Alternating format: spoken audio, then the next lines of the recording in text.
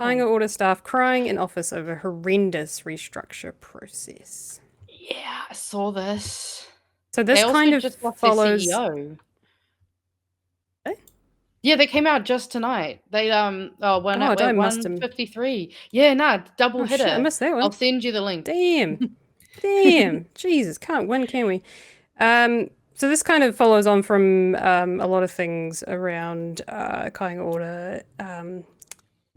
Bishop saying that he's not going to build any more houses, or he's saying that he's going to build 3,000 houses, which technically 2,000 of those, or most of it, was funded under the previous government. So his government's not technically funding more housing, even though they said it would be like 1,000 per year. I don't know. It's all bullshit, really. And the rise in homelessness because of Kāinga Ora's more, much stricter rules around who can get housing. There is some just really, really shit things in here around the process for giving people homes, a roof over their head. Things like domestic violence victims who've had to up and leave their lives and their homes because who maybe are already in Kāinga Ora housing because of safety concerns. Kāinga Ora might go, well, you voluntarily left.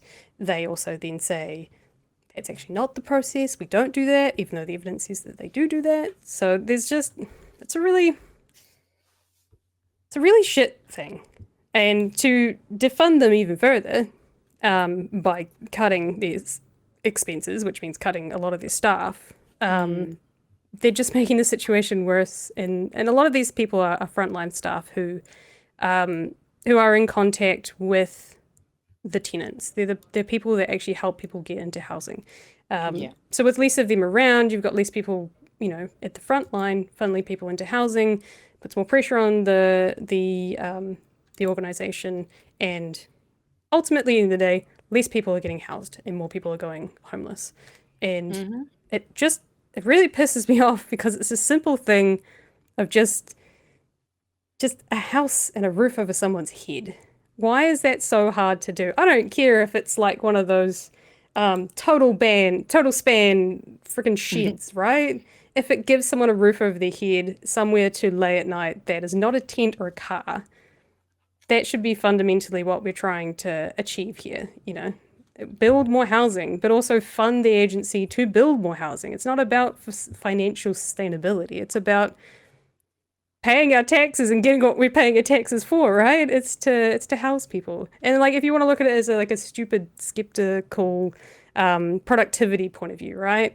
If you house people, they're more likely to be hygienic. They're more likely to be able to meet their basic needs. They're getting a good night's sleep. Therefore, they're being able to enter the job market. They're going to interviews in a nice, clean set of clothes, having hygiene sorted, as opposed to going in, smelling like they've been on the streets for a couple of months. Like, unable to shower. If you want to go from exactly, unable to shower, like basic human needs. And the Finland, I think it's Finland, did a really great case study of they went for a housing first strategy, and instead of thinking about, well, if you want a house, you've got to be able to pay the rent, so I guess you've got to get a job first, and that just doesn't work. So, and they've found quite a lot of success with the housing first strategy, but really, really shit stuff. And I imagine a lot of the people, the reason that the headline says staff crying is I imagine a lot of people that work in Kāinga Ora are probably quite empathetic and actually care about the tenants, and they care about people and housing them. And I'm sure there's a lot of them that look through their little checklist and go, damn it, we can't actually put you on this. We can't put you on the list. We can't move you into housing because you don't meet this criteria.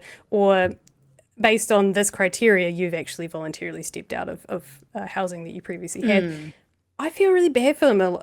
It's just, I reckon it's just a shit agency to be part of, as in, like, it must feel so shit, Yeah. It would take a toll on you. Yeah, it would take a toll on you for sure.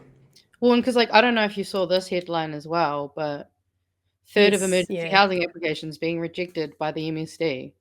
There was also another one that I was reading from last week about how beneficiaries on money cards may not be able to actually pay their rents because most people on the benefit pay approximately 53% of their benefit on rent.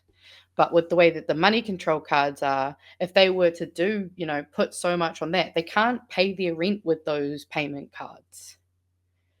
Yeah, because they're not like credit cards or anything like that, right? No, And they're only usually it's a bank transfer to pay your rent, right? Yeah, well, they set up like their crediting system that basically just automatically sends it, and you don't really see it.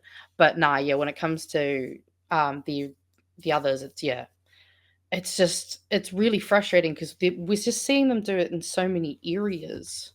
And like, I also saw that there was a bunch of articles today about further issues with hospital shortages and stuff now too. Yeah.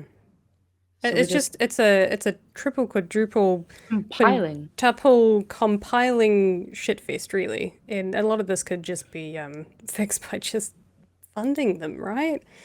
And imagine what we could do if we had better hospitals and shorter wait times and better services and people that weren't like completely burnt out and homeless on the streets. I mean, that's what it comes down to at the end of the day.